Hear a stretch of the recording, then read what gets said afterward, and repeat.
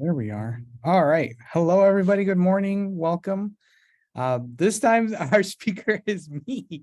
So super excited to be teaching a class today on something that we truly are passionate about here at Ariel Aesthetic, and looking at the ways that we can best advocate and learn about the history of migration justice and immigration and how it's working. My name is Eddie Chavez Calderon. I am the campaign director of Ariel Aesthetic. It has been a blessing of mine to be with Ariel Aesthetic for close to 5 years now. Working with my great mentor, Rabbi Shmuley Yanklowitz, has just been a blessing. Um, and to give everybody context of how our immigration justice work has really began, Rev Shmuley has had a history of really going above and beyond, stepping in for migrant communities. And it really started to cultivate and started to really elevate during 2018 when we were witnessing a situation that was really awful. And what was occurring at that time was that immigration was actually dropping off migrants in the middle of the streets. So they were dropping off migrants in the middle of the streets in 100+ degree weather here in Phoenix, Arizona. And at that time, we were noticing that they weren't really telling everybody. They were just making sure that folks got dropped off from the bus and then they left. So you had hundreds of migrant workers and migrant families literally just walking randomly in the streets of Phoenix near the Greyhound bus station um, without any sort of help. From there, a lot of the faith leaders started to mobilize. They started to see, hey, we need to do something. We need to step up. We need to do something. We need to fight to get our community rallied up to be able to support. And what happened was a couple of faith leaders ended up showing up and supporting a lot of the migrant community at that time.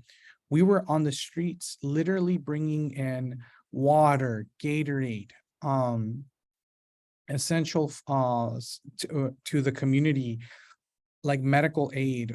We were providing food for folks. And this was at a time when like nobody was really stepping up to do anything. And you can only imagine the amount of need and support where we're getting hundreds of community members being just dropped off, not told where to go. Nobody really understood that at that time we were getting a lot of Central Americans did not even speak Spanish. And that was a huge language barrier to a lot of the community stepping up and truly engaging with folks. Anywho, that's to give y'all a kind of a little bit of how Ariel Aesthetic's passion for migrant justice really started. Within that time, we really, I want to give everybody context of the historical migrational practice of how immigrants and the immigration system kind of evolved from what it used to be to now where it is right now. It used to be a revolving door where migrants were coming in and out of the United States, working on a lot of the crop seasons. You would notice that migrants would flood in and would come in with their families and then come out and come back to Mexico. This was a continuous process. But see, prior to 9/11 and in 2016, we had something come about after the 9/11 attacks. At that time, President George W. Bush's administration created a Department of Homeland Security, folding into Customs and Border Patrol, thus cementing the notion that the U.S. immigration policy should fall under the banner of national security. This was a huge impact on the way that we look at immigration right now. Protections and thus cementing each of the policies that would fall under national security with the goal of deterring migrants has remained at the forefront of our border control policy. This was called at that time the Secure Fence Act in 2016, which actually passed the House with a vote of 283 to 138. And it sought to achieve Operation Control the border within 18 months. And see, this was a really interesting time for a lot of policy change. And from here, we gathered this change called deterrence through fear. And this is a very important part of how we look at immigration, because a lot of what was sought through was to make it as hard as possible for immigrants to cross into the United States. Because if it was really hard and if it was really scary, then that would deter people from coming through. But this was simply not the case of what happened. Folks started seeing that there was a new militarization of the border where it seemed very scary. We started to noticing walls. We started noticing barbed wire, new sanctions of police showing up with very heavily, almost militaristic kind of look to them that changed from the way that Border Patrol used to act and the way they used to mobilize. So this was a very big presence that changed after 9/11 and its own system to really look at deterring people and making it as hard as possible to come in. But my friends, this does not stop migration numbers, not one bit. What this did cause was unnecessary deaths. See, because communities continued to still migrate to the United States. Communities continued to go around even more dangerous routes. In Arizona, migrant families have to go through deserts and hills to get into any sort of border crossing that is not within the port of entry in Nogales, thus putting families in extreme danger of heat, being lost, being away from their own families that could help them have access to them immediately. This was a really big wake-up call for a lot of community members that really focus on helping migrants. At that time, we started to see skyrocketing in people's deaths. And this is where we started to evolve into seeing that people had to find and really address the fact that there was bodies at the border. There was teams that would set up to try to identify human remains in the border and try to figure out how they can make sure that their families back home would have access to being able to find their remains. And this really hurts. This really hurts to think that a system that wanted to stop migration would rather see folks die than to create at that time a pathway for folks to be able to engage properly into the United States. So that gives everybody kind of a context of the history of how immigration policy started to really skyrocket. And a lot of that anti-immigrant policy was throughout this time where narrative shifts from 9/11 really started to transform how we looked at migrants, and the response of the anti-terrorist Islamophobic kind of approach to things was to directly affect the borders and the southern border, because that somehow was the main reason why we were getting a flood. And you can directly correlate a lot of this narrative with a lot of, at that time, what became very American pride, American first notions at that time, where everybody kind of came together and we're like, we're all American, we're all in this together, but then we're also all against migration into the United States. So at that time, it was very easy for those policies to kind of seep through without everybody actually really paying attention to what was happening. And this is really where we start to build off of that narrative on migration justice. So I want to give everybody a history of my own experience with this, because as many of you may not know, when I was 5 years old, I turned 5 here actually in the United States. I actually crossed the border through Nogales, actually, where we help right now at Area Lutzedek communities. I crossed through the exact same border. At that time, prior to 9/11, the walls and the militarization and the barbed wire, none of that really existed. It was honestly just people coming in and out. And folks, like, there was like a couple Border Patrol agents who would ask you if you were a citizen. And at that time, my mom and I, we really had a rough time in the desert.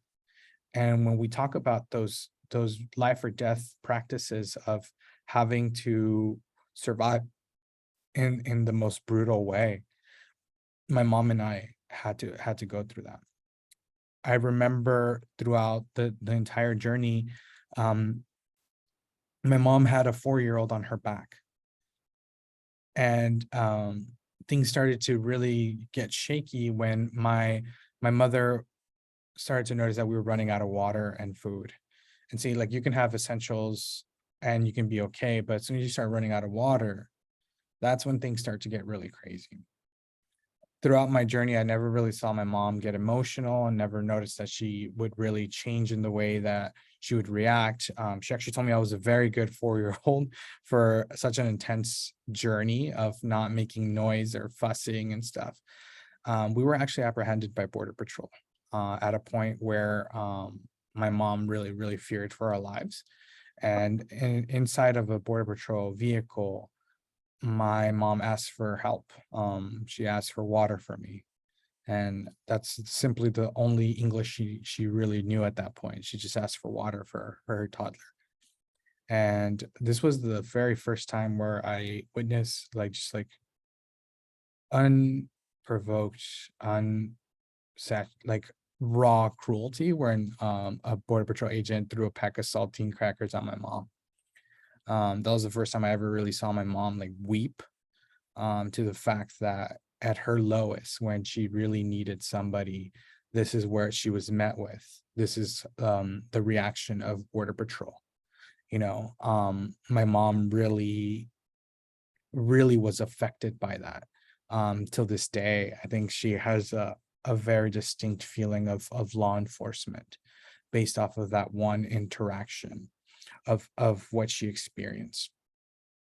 And I mean, it's still really, really hard for me to relive this memory with her of my own story and where I am right now. But let's now transform into currently what we're dealing with right now. I'm gonna share my screen a little bit here to talk about a, a new a new bill that's coming up in Florida that is really affecting communities, and it's really, really hurtful. And then we're going to jump into some Torah sources on why we should care Jewishly. Like, why as Jews should we actively care about migrant justice? So as you all know, there is a governor in Florida, Ron DeSantis, who has signed into law, and as of July 1st, SB 1718 is one of the most anti-immigrant laws meant to really hurt a lot of communities. Here's like kind of the 411s that I want to make sure that this video can also be shared with folks to understand who are traveling to Florida and have a migration issue that might hurt them, and if they are undocumented can really hurt them. So I created kind of this information with some of our national partners that Uriel Tzedek has in the fight for migration justice. Traveling into Florida, providing transportation to undocumented people from outside of the Florida into the state is now a criminal offense punishable by up to 15 years in prison, regardless of whether they are family, friends, co-workers. However, it's not a crime to transport within the state to an undocumented person. Let me be clear and give an example. Let's say me and Aglaya are going to go to Disney World, and we're super happy to go to Disney World, but Aglaya doesn't know I'm undocumented. Aglaya doesn't know, and I didn't tell her because I was extremely scared that if I would tell my friend Aglaya that I was undocumented, that she would no longer be my friend. That's not the case because Aglaya is an amazing person. But Aglaya gets stopped with me and her in the car.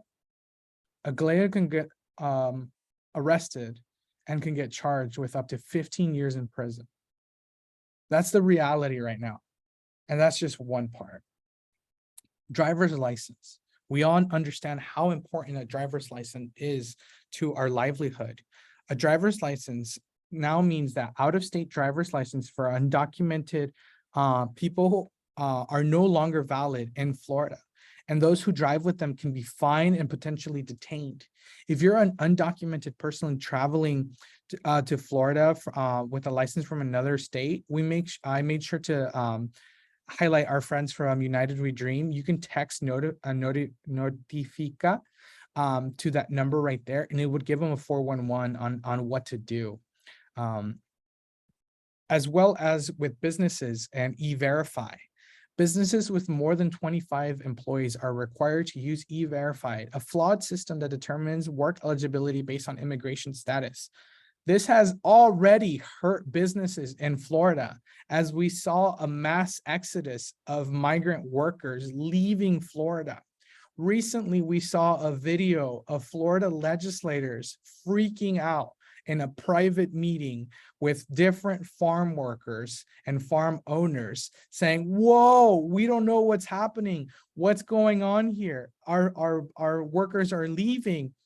And then one of the legislators said, hold on, we weren't expecting this. This was just a ploy to make people get scared, to kind of put us in the news and provide a fear movement of what we're trying to approach here and kind of the agenda we're trying to push here. Well, it kind of backfired on them, and a lot of the community just completely left. And it's been really hurtful for Florida. It's been a real punch in the face for a lot of Floridians, because the workforce just isn't there anymore. We're seeing job sites that are just empty and abandoned. We're noticing that a bunch of produce is abandoned and empty. One of Florida's biggest impact economically is tourism. We're now seeing one of the highest drops of tourists in the state of Florida historically. So a tax on immigrants and this policy have not worked. And now we're going back to, I'm really wanting to keep the idea of the deterrence through fear, that policy that I talked about in the history. And I wanted to talk about that because it is a foundation of the immigration system that we have today and how it simply has not worked. And yet we continue to go back to that deterrence through fear, and we see the flaw in it and we still use it.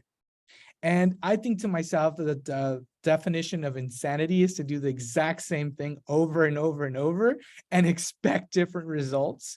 And yet here we have categorically data to show us that this really has not changed at all. This really hasn't affected communities in the way that we think. Migration has actually slowed down. We actually see people leaving the country, going back home, than we do seeing the historic numbers of where we are right now. Community IDs, still going back to this horrific law with SB 1718. Local governments are no longer allowed to provide funds for community IDs. However, existing community IDs may remain valid forms of local identification and community ID programs. Meaning if your county was able to give community IDs and that was the only ID you had to get, let's say, a library card, start your electricity, get your water bills going, get a checkings account on Wells Fargo or Chase or whatever bank you use, you no longer have that option to be able to get a new ID. Imagine that. For everything that you need, even just to get a Costco card, you need an ID. Detrimental to our communities. Now let's talk about seeking healthcare and how awful this is. Hospitals will be required to ask for a patient's immigration status. However, everybody, regardless of status, still has the right to access healthcare, and you can decline to answer this question when asked. Why should my doctor know my immigration status to be able to know if they can provide medical aid for me? I recently had the privilege to work with a group of folks who have a diagnosis of cancer. And I was breaking down inside as I listened to the stories of some of the elders in the groups share how immigration was a fear of theirs to get chemo, how immigration stop them from getting chemotherapy that could potentially save their lives. That really rocked me to the core. That at this point, we can get shaken so bad that we're stopping people from getting life-saving medical access. That really just shook me. And as I held back tears, I listened to countless and countless stories of folks sharing the fear that draws them away from coming into accessing medical care. Now we have to fear in Florida that a doctor will let somebody know about our immigration status. That is why it's important for us, my friends, to speak out. So now taking a step back and thinking about what is going on with this policy. Has it worked before? And just like we're talking about, are these policies worked before? No, my friends. See, currently in Arizona, we have this bill called SB 1070, which was magically called the Show Me Your Papers law.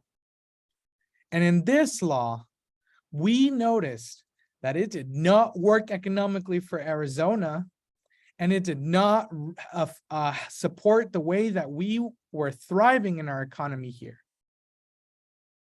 SB 1070 hurt so many communities, and what that pushed was our community members to move forth to being able to shut down SB 1070 and bring down the person who mainly signed off on this and pushed this on. So SB 1070 did not work.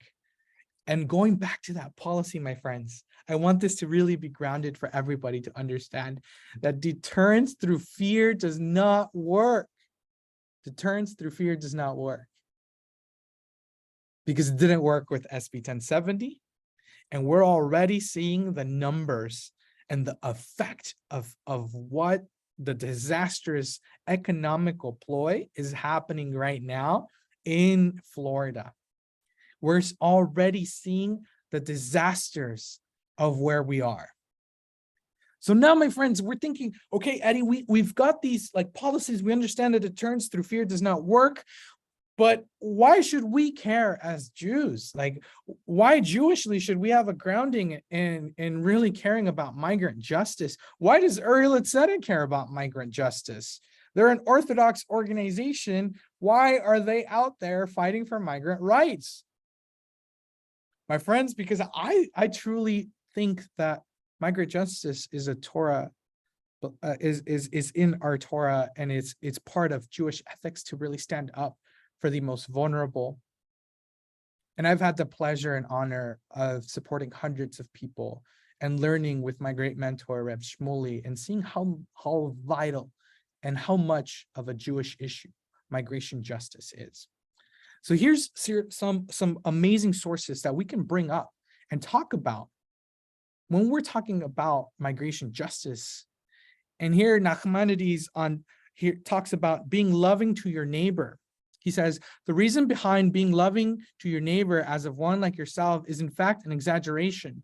For no human heart can accept loving one's fellow as one loves their own soul. And furthermore, Rabbi Akiva already learned that in your life comes before the life of your friend.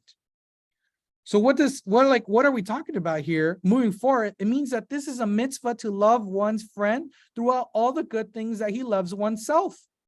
And it is possible that since the verse says to your neighbor, instead of merely stating loving one's neighbor like yourself. Whoa! Here we're dropping like such powerful knowledge.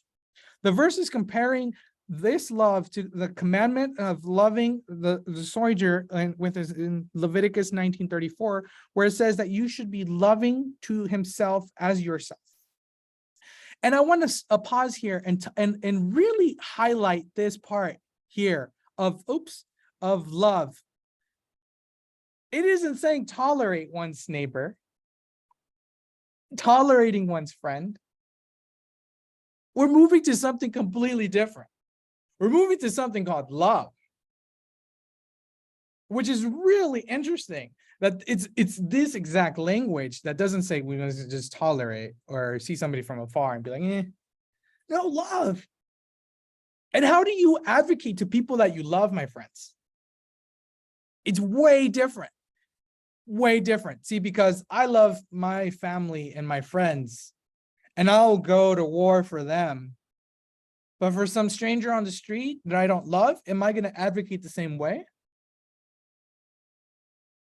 So how do we push ourselves to really look into that deep part of love? That's really interesting. Now, going forth. For sometimes one loves his neighbor with things that are known to enhance his material happiness, but not his wisdom, and the qualities that are similar to it.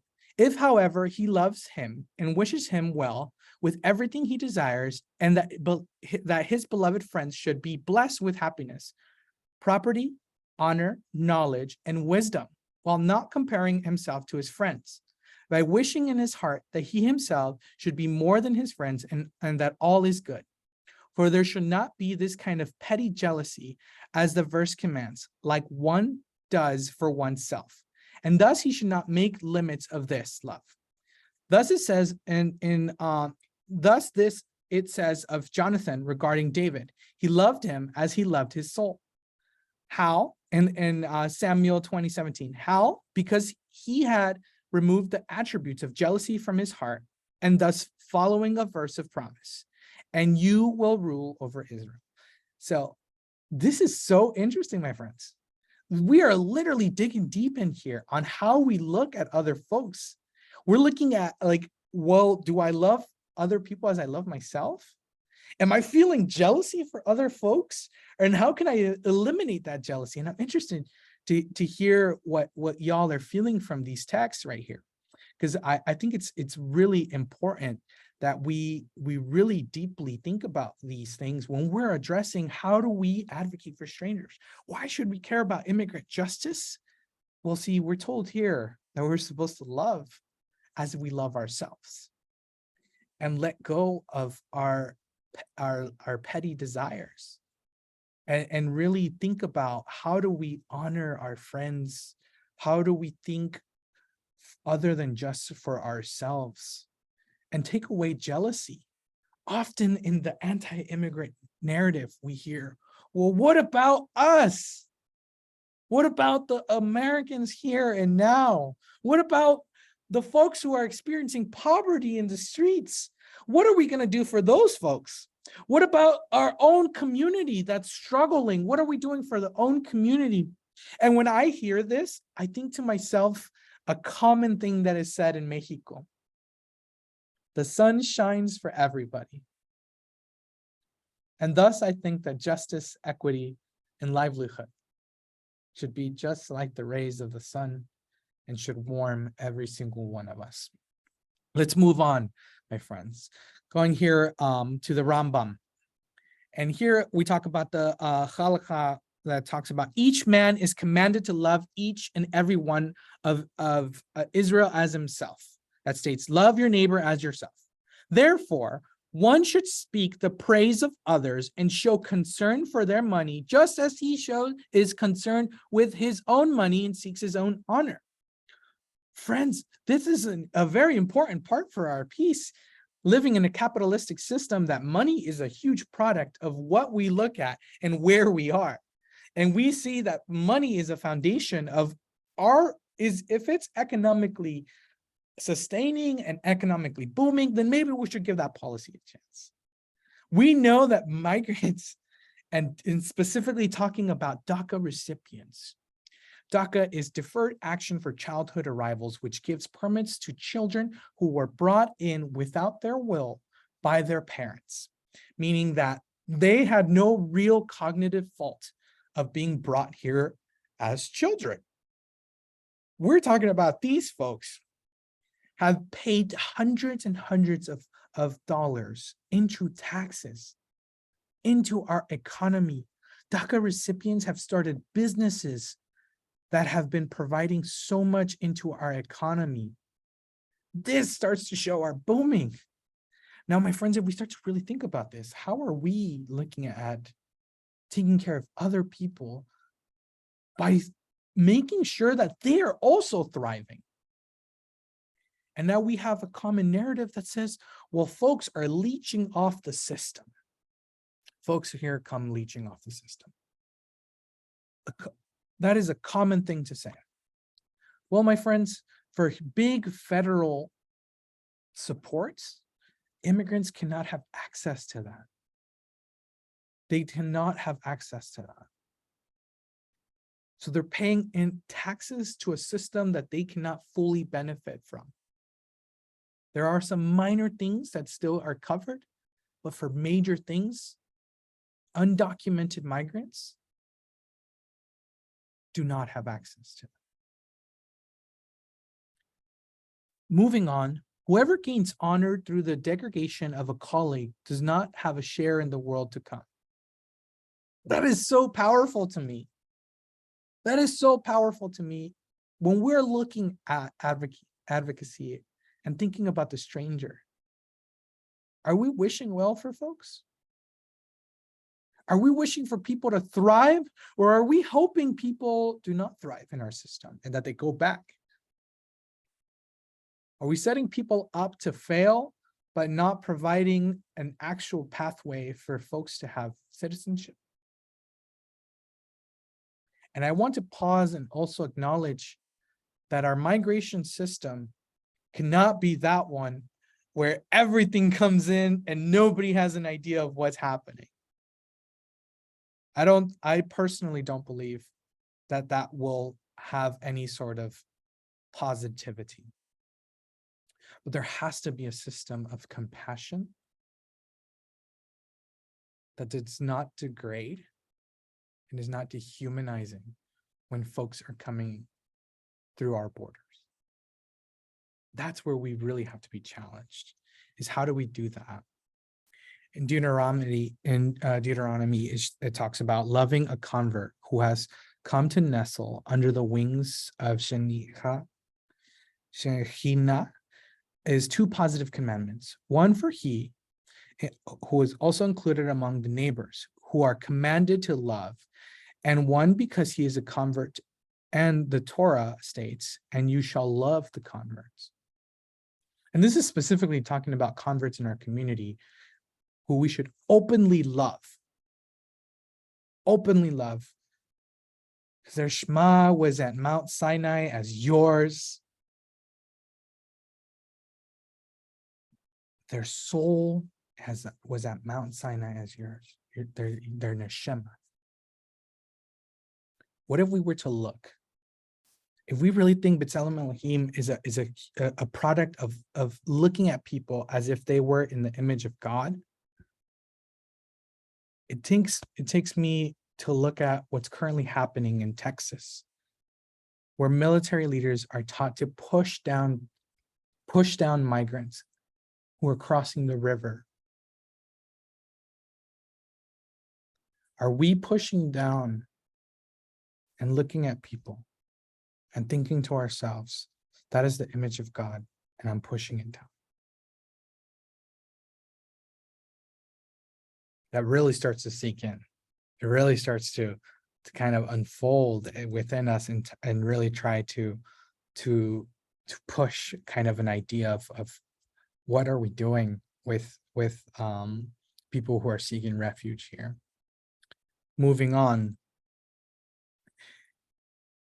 If a stranger sojourn with you, or whosoever may be among you, throughout generations, and will offer an offering made by fire and sweet savor unto the Lord, and yes, you do, so shall do. As a congregation, there shall be one statute for both you and for the stranger that sojourn with you, and a statute for every throughout of the generations as ye are. And shall the stranger be before the Lord, one law and one ordinance shall be both for you and for the stranger that sojourneth with you.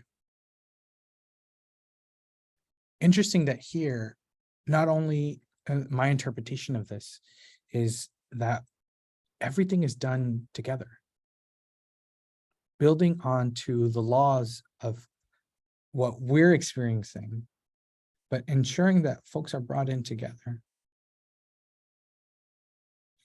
So my friends, we understand that in Torah, more than 36 times, we're told how to treat a stranger. More than 36 times.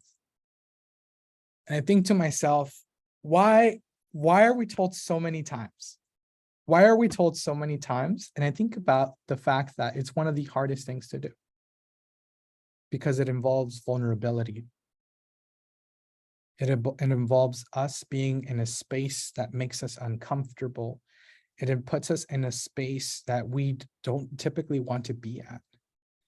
It puts us in a position that we have to be super vulnerable and allow ourselves to listen to a language that we don't know.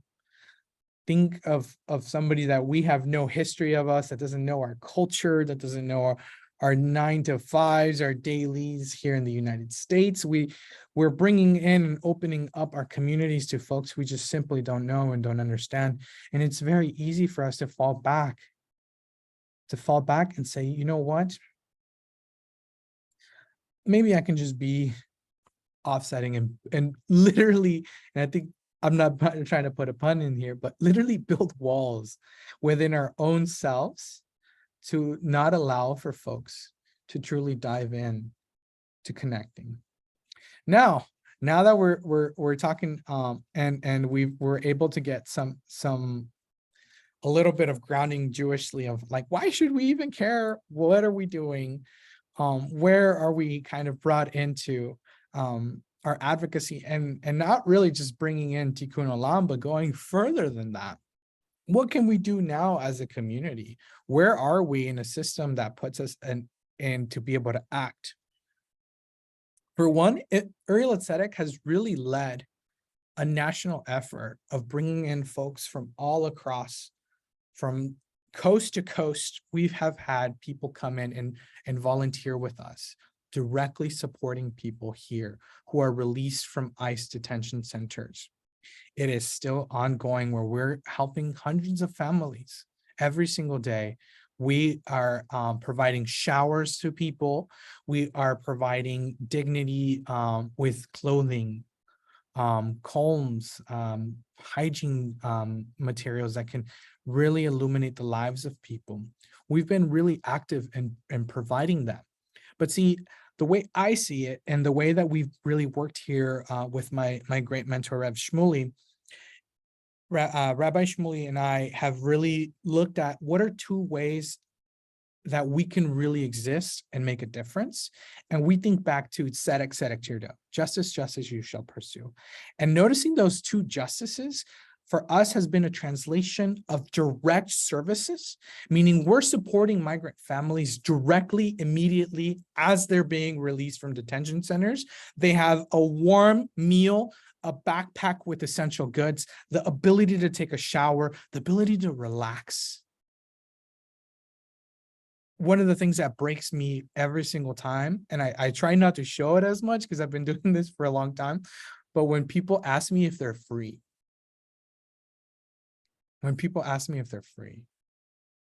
that to me has just shakes me every single time, and I can't be, I cannot let go of that moment of when people ask me if they're free, and they ask me where they are in the world, what state this is, what city this is. And that's how the important piece of the direct support. And see, we're still missing one more. You're saying, Eddie, what about the other justice? The other justice is an advocacy and really looking at what issues politically and policy-wise are affecting communities. And you may think to yourself, well, how am I going to change the immigration system? How can I really come about changing the system? Through education, my friends, through coming together, learning about the different systems that are affecting our communities. Each and every one of you can collectively learn with a friend about the issues that are already happening, like in Texas and Florida. And you can collectively start to make calls, mobilize your community to talk to your own representatives. See, my friends, because if I have a lot of Jewish friends in Florida, I'm pretty sure you have a lot of Jewish friends in Florida. And we have a lot of friends in Florida and Texas that little by little we start to make our voice heard. That these type of attacks are not okay. That these type of attacks are not going to be tolerated. Uri Litzedek, recently we really started to challenge a lot of the policies around migrant workers and around immigration justice through protecting migrant workers. As y'all know, labor laws is really big in our community, and it's a really big Jewish issue. I'm going to drop down into chat, and for the recording, we'll be able to have opportunities for folks to engage in this. But this is a position. This is one of our documents that we are putting in to protect worker rights, to protect specifically field workers. Just recently, we had an issue here in Arizona where a Yuma farm worker died because there was no heat protection, and we're seeing record highs of heat-related illnesses, heat-related injuries here in Arizona. And Uri Litzedek is taking a stand, trying to mobilize as many Jewish voices to be able to bring up in advocacy, to talk to our state legislators, to talk to our federal legislators, and discuss opportunities for some sort of reform for a lot of migrant communities who are working out in the field, virtually unprotected from the heat. This has just been shattering to hear that folks in this day and age are dying from heat-related illnesses, when we can be a source of light and illuminate some sort of justice to a lot of folks. Make sure you check that out. It's also going to be on our emails and our online systems, like our socials, so that you can be a part of that change.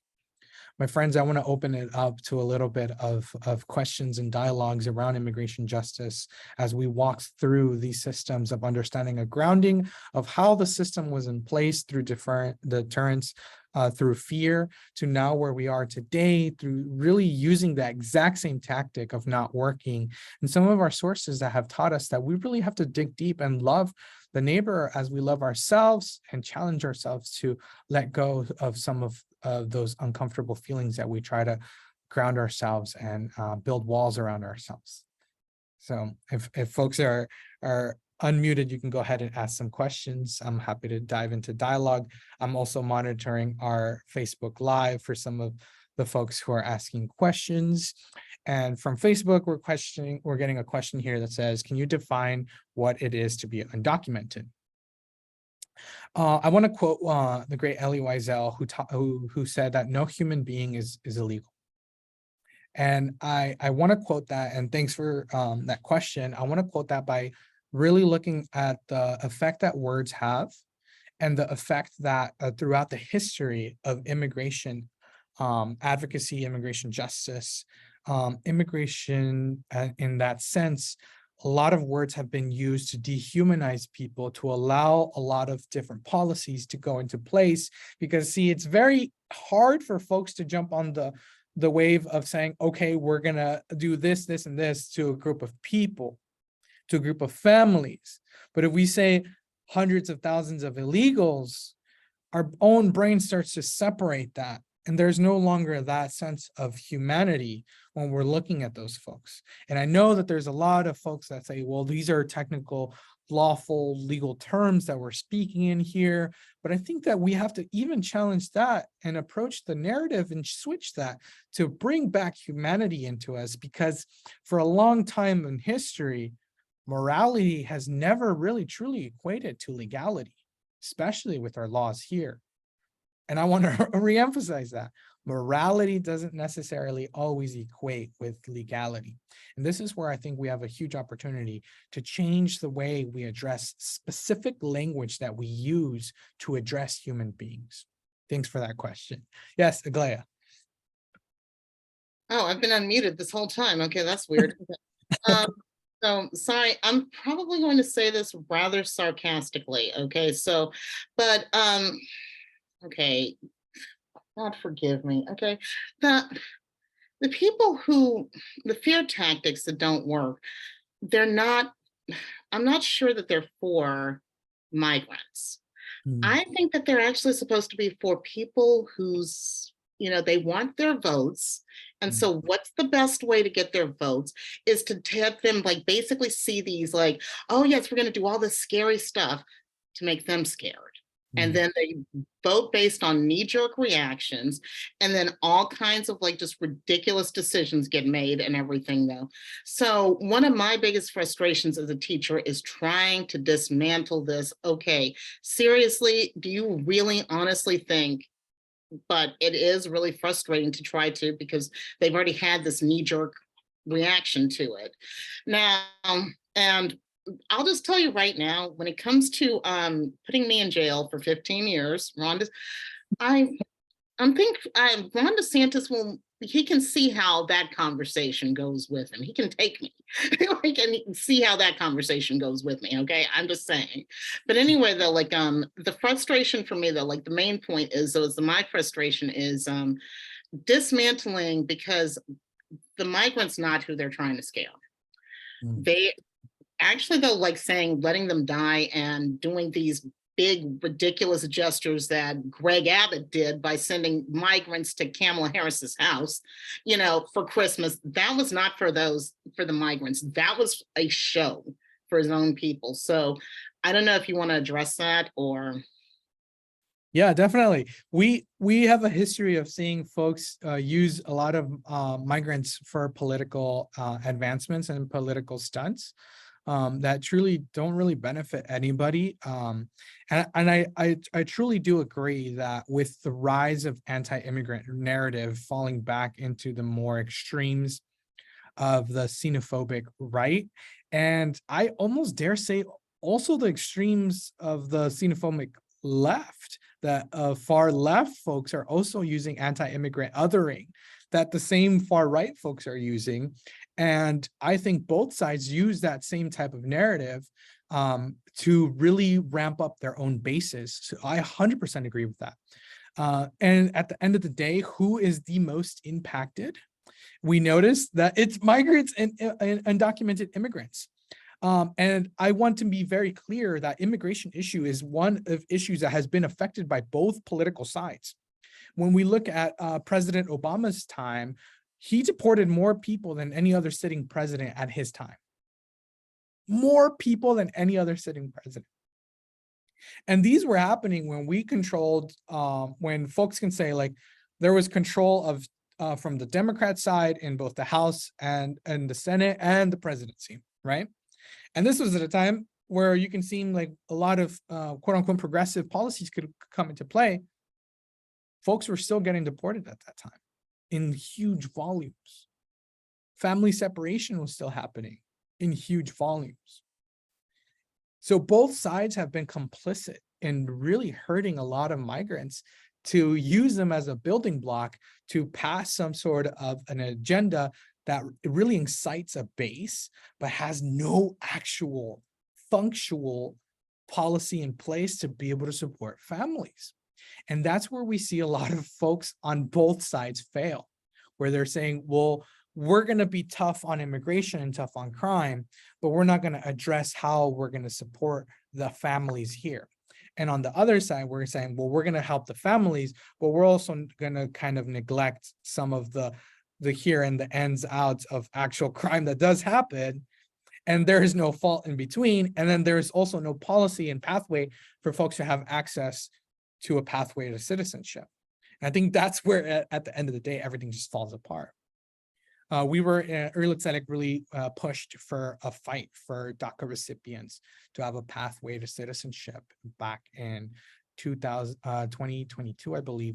Our team was in DC, and we were talking to legislators, and really like we were close, and then everything just went boom, it all went away in a split second, and that really I love that you talked about that, Aglaia, because it really starts to show us how much of an influence a lot of our community has when we're looking at policy is really now directed to, is it inciting a base? Is it pushing for that base to really fall for these tactics? Or is it not really working for real life real life issues that will either positively or negatively affect communities here and now. So yeah, 100%. I completely agree. We're getting one more question from Facebook. Somebody actually just messaged me. Do folks have the same sort of support who are Ukrainian versus people who are undocumented? No. If you are a refugee, which I think these are a lot of the Ukrainian families fall into that parts of the refugee, those folks, meaning it means that they had their immigration process outside of the United States coming into the United States with already lawful paperwork. That's what it means to be a refugee. It means that your system, your paperwork was filed outside of the United States coming into the United States because you have been deemed by the United States a place where you can apply to be a refugee, meaning war-torn places or where the United States has deemed, can apply for that. So if the United States doesn't deem you as like a war-torn nation or something like that, you cannot apply to be a refugee at that place if they haven't. There's other policies in place as well, such as like natural disasters, but it has to be deemed before the United States to come in here. Once you're coming in here, you actually have a refugee resettlement agency that can really support you. A lot of asylum-seeking families who come in on asylum, which is a legal act to claim asylum in the United States. I want to make sure that everybody understands that. It's in our Constitution to be able to seek asylum lawfully in the United States, as long as you can prove credible fear through political persecution, sexual persecution, and other sorts of violence. But you have to have proof, and seeking asylum to be able to claim it fully is very, very hard, but it is a lawful process. So those folks that are undocumented or are seeking asylum, they don't have the same resources that a lot of the families who are refugees receive, like a caseworker that can help them walk through the system, learn how to get a library card, learn how to sign up for school. They don't have the same access. So they unfortunately don't have the exact same support, but we're trying to fight so that we ensure that everybody has the same, if not more, access to equitable support, and that folks can have as much as support as possible to be as welcoming as possible into our communities.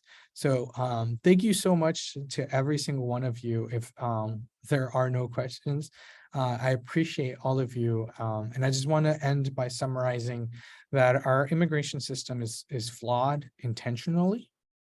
It is a system that works as it was intended to work, because it has a system of being able to try to defer people through fear and making it as hard as possible to have a pathway to citizenship. But that doesn't mean that we can't come in and fix some of these gaps, some of these spaces with our own community fighting back and standing up.